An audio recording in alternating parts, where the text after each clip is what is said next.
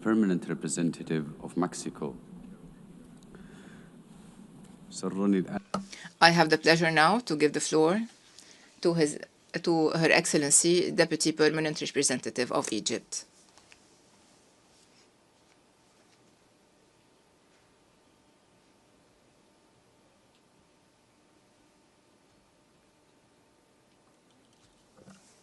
Thank you, Mr. President. Mr. President, at the outset, I would like to express my gratitude to the Secretary General for his report on the necessity of ending the economic, commercial, and financial embargo imposed on Cuba. My country aligns itself with the statements delivered by the Group of 77 and China, the African Group, the Non-Aligned Group, and the OIC.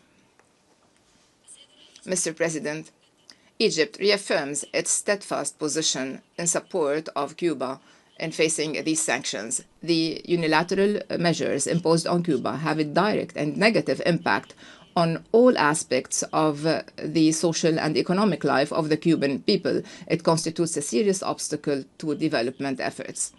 Egypt believes that the continuation of this embargo for more than 6 decades runs counter to the principles of the Charter and the rules of international law.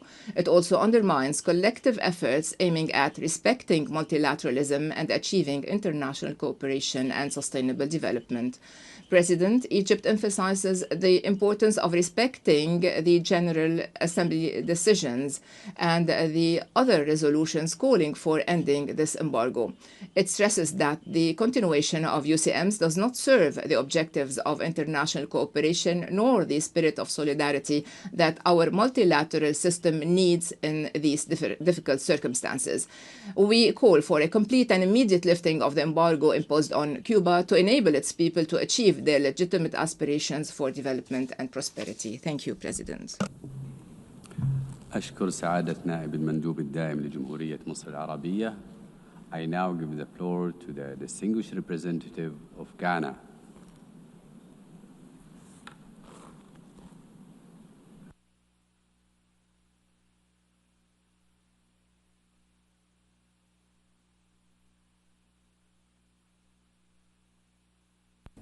Mr. President, Ghana aligns herself with statements delivered by the G77 and China, the African Group, and the Non-Aligned Movement.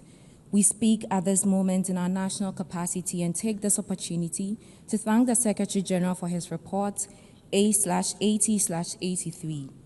Mr. President, few issues before this Assembly speak as powerfully to our shared conscience as the continuing economic, commercial, and financial embargo imposed on the Republic of Cuba.